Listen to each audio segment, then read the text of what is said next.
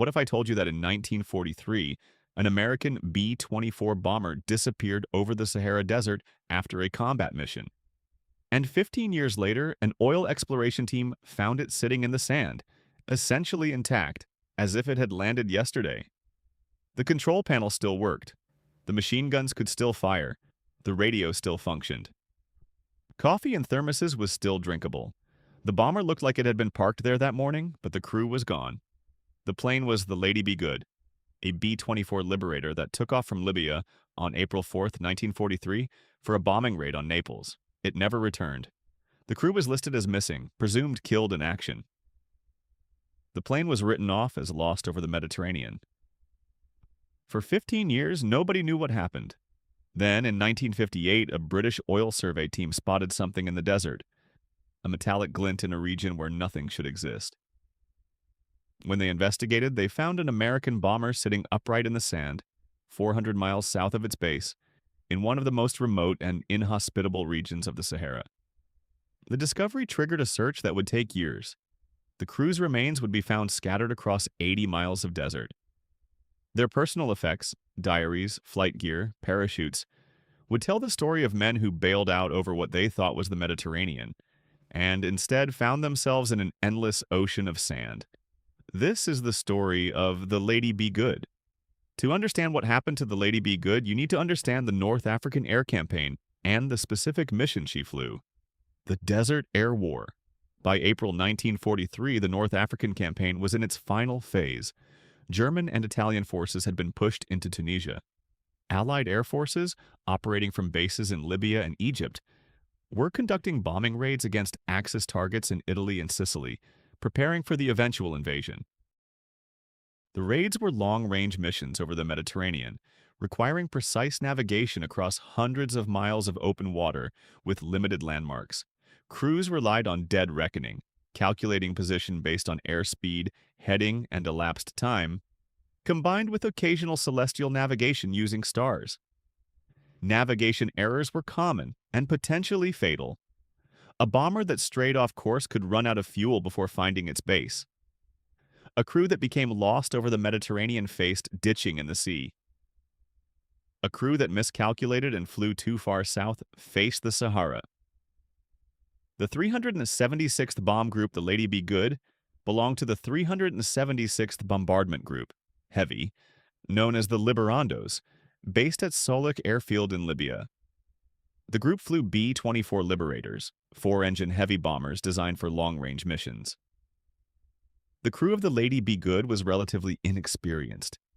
It was only their second combat mission.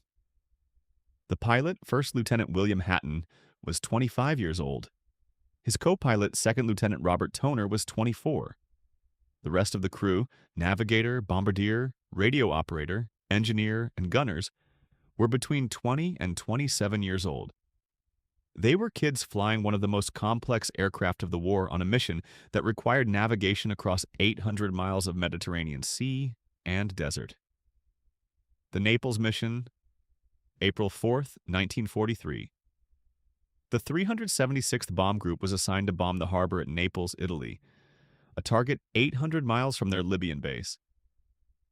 25 B-24s took off from Solik that afternoon. The Lady Be Good was among them, but she took off late, delayed by mechanical issues that the ground crew fixed quickly. By the time she was airborne, she was behind the rest of the formation. The mission plan was straightforward. Fly north across the Mediterranean, bomb Naples, return to Libya. Total flight time approximately 8 to 9 hours. What actually happened was that the Lady Be Good never reached Naples. Due to the delayed takeoff, she arrived over the target after the rest of the formation had already bombed and turned for home. Heavy cloud cover obscured Naples. The crew couldn't locate the target. Standard procedure in such cases was to abort the bombing run and return to base carrying the bombs. That's what the Lady Be Good did. She turned south and headed home. That's when the navigation error occurred. Reconstructing what happened on the return flight required decades of investigation and analysis of the Lady Be Good's recovered equipment. The navigation error. The crew's navigator, Second Lieutenant D.P. Hayes, was navigating by dead reckoning. calculating the aircraft's position based on heading, airspeed, and elapsed time since departure. But he made a critical error. He miscalculated their ground speed. The Lady Be Good had encountered stronger than expected tailwinds on the return flight, increasing their actual speed over ground significantly beyond their indicated airspeed. This meant the aircraft was traveling faster toward Libya than Hayes calculated. When the elapsed time indicated they should be approaching the Libyan coast, they had already crossed it and were flying south over the desert. But nobody aboard realized it. The radio silence standard procedure required radio silence during combat operations to avoid German direction finding. The crew maintained radio silence even on the return flight.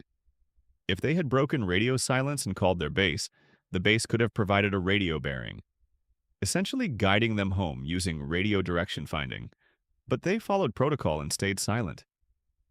The base attempted to contact them using the identification signal, call signs that the aircraft should respond to. Records show that Solok Airfield sent identification signals multiple times. There's no record of the Lady Be Good responding. It's possible the crew was monitoring the wrong frequency. It's possible they didn't hear the transmissions over engine noise. Or it's possible they heard them but couldn't interpret them correctly. The fatal decision! When the navigator calculated they should be over the Libyan coast, based on his mistaken ground speed estimate, the crew looked down and saw darkness. They expected to see the lights of Solok Airfield or at least the coastline. Instead, they saw nothing, because they were 300 miles inland, flying over the uninhabited Sahara Desert, where there were no lights to see. The crew faced a decision: assume their navigation was correct, and that they'd somehow missed the airfield, perhaps flying too far west or east, circle to find landmarks and risk running out of fuel, or assume they were over the Mediterranean having overshot Libya entirely, which seemed more likely given they saw no land below, and bail out before the fuel ran out. They chose to bail out. At approximately 12 a.m., 8 hours after takeoff, with fuel gauges reading nearly empty, Lieutenant Hatton ordered the crew to bail out. All 9 crewmen jumped from the aircraft at approximately 16,000 feet. Their parachutes deployed successfully. They descended through the night into what they believed was the Mediterranean Sea. Instead, they landed in the Sahara Desert. After the crew bailed out, the Lady Be Good continued flying. With nobody at the controls, but with engines still running and autopilot engaged, the aircraft flew south on autopilot for another 16 miles before the fuel finally ran out. When the engines quit, the aircraft descended and crash-landed in the desert. But it was a gentle landing. The B-24 hit the sand at a shallow angle, skidded for a distance, and came to rest upright, remarkably intact. The impact damaged the nose section and bent propeller blades, but the fuselage was essentially undamaged. The wings were intact. The tail section was intact. Inside the aircraft, equipment remained in place and functional. If a crew had been aboard, they could have survived the landing. But there was no crew. They were scattered across the desert 16 miles to the north, having parachuted into the darkness. The crew's situation. When the crew landed, they quickly realized they weren't in the Mediterranean. They'd landed on hard desert ground, not water. They gathered together, like 8 of the 9 crewmen made it to a rally point. One, the Bombardier Staff Sergeant Vernon Moore, had been injured during the bailout when his parachute failed to fully deploy. He survived the landing, but was badly hurt. They assessed their situation. They were in the Sahara, though they didn't know exactly where. They had parachuted from the aircraft, so the Lady Be Good was somewhere in the area. They had minimal survival gear, what they carried on their persons. The sun would rise in a few hours. The navigator, Lieutenant Hayes, attempted to calculate their position. Based on his original navigation calculations, which were wrong, he estimated they were perhaps 20 to 30 miles south of Solok Airfield. If they walked north, they should reach the base or at least the coast within a day or two. This calculation was tragically wrong. They were actually over 400 miles south of Solok, in a region of the Sahara so remote it didn't appear on most military maps. The crew began walking north at first light on April 5, 1943. The conditions. The Libyan desert is one of the most hostile environments on Earth. It's a hyper-arid region where rainfall is measured in millimeters per decade. Daytime temperatures exceed 120 degrees Fahrenheit, 49 degrees Celsius. Nighttime temperatures can drop to near freezing. The landscape is flat, featureless gravel plain, no vegetation, no water sources, no shelter from the sun. The crew was wearing flight suits and boots, adequate for flying but not designed for desert hiking. They had no water supplies except what they carried in canteens, perhaps a few quarts total among them. They had emergency rations, chocolate bars, and hard biscuits designed to sustain aircrew for a day or two. They had parachutes which provided some shade during rest stops. They had flight equipment, navigation tools, first aid kits, signal flares. What they didn't have was enough water or food for a multi-day desert crossing. The first days, the crew walked north, following their navigator's calculations. They rationed water carefully, a few sips per man at intervals. They rested during the hottest part of the day, covering themselves with parachute silk for shade. Lieutenant Toner, the co-pilot, kept a diary. His entries from the first days are optimistic. April 5th. Start walking northwest. Still very cold. Good breeze from northwest. Sure could go for some water. Just enough left to put our tongue to. A couple more days to walk. To an oasis, we hope. April 6th. Rested at 11:30, sun very warm, no breeze. Spent PM in hell, no planes, etc. Rested until 5 p.m. Walked and rested all night. 15 minutes on, 5 off. The entries capture their deteriorating situation. Optimism giving way to exhaustion. Hope for rescue fading as no aircraft appeared. The deaths begin. On approximately April 8th or 9th, exact dates are uncertain. Staff Sergeant Moore, the bombardier who had been injured during the bailout, could no longer continue. The crew made him as comfortable as possible under a parachute shelter and continued walking, hoping to find help and return for him. Moore died alone in the desert. His remains would be found in 1960, still under the parachute where his crewmates had left him. As the days continued, more crew members began collapsing from dehydration and heat exhaustion. The group fragmented. Some men could continue, others couldn't. Lieutenant Toner's final diary entry is dated April 12th, 1943. 8 days after they bailed out. No help yet, very cold night. The diary ends there. Toner was found dead 79 miles from where the crew had landed. The final survivors. The last men standing were gunners, Sergeant Guy Shelley and Staff Sergeant Harold Ripslinger. They made it farther than anyone else. 85 miles from the bailout point. Evidence found with their remains suggests they died approximately April 13th to 14th, 9 to 10 days after bailing out. They had walked 85 miles through the Sahara with minimal water and food. They had survived longer than should have been possible in those conditions. But 85 miles wasn't enough. They were still 315 miles from Soluk Airfield. November 9th, 1958. 15 years after the Lady Be Good disappeared. The Oil Survey, a British petroleum oil exploration team, was conducting an aerial survey over the Libyan desert, using a DC-3 equipped with survey equipment. They were mapping potential oil deposits in one of the most remote regions of the Sahara. At approximately noon, flying over the Calancio Sand Sea about 400 miles south of the coast, a crew member spotted something that shouldn't exist. A metallic glint in the sand. The survey pilot, D.V. Davies, descended to investigate. What he saw was impossible. An aircraft sitting in the desert, upright and intact, with American military markings visible. The discovery location was so remote that the survey team couldn't land immediately. They marked the coordinates and reported the find to the British Petroleum Company, which reported it to the U.S. Air Force. The identification. On November 26, 1958, an American military recovery team reached the crash site. What they found stunned them. The aircraft was a B-24 Liberator with the serial number 41-2-4301 and the name Lady Be Good painted on the nose. Records confirmed it was the bomber that had disappeared on April 4, 1943. The aircraft was remarkably preserved. The Sahara's hyper-arid climate had prevented corrosion. Inside the bomber, navigation equipment was still functional. Machine guns could still fire. Investigators test-fired them. The radio, when powered by external batteries, still transmitted. Coffee in thermoses was still liquid, though undrinkable. Sandwiches left in the aircraft were dehydrated but recognizable. Personal effects, letters, photographs, flight manuals were preserved. It was as if the crew had parked the bomber 15 years ago and walked away. But where was the crew? The search. The recovery team began searching the area north of the crash site, assuming the crew would have walked toward where they believed their base was located. In February 1960, an American search team found the first remains.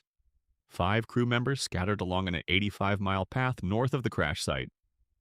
The locations and conditions of the remains told the story of men who had walked until they physically couldn't continue.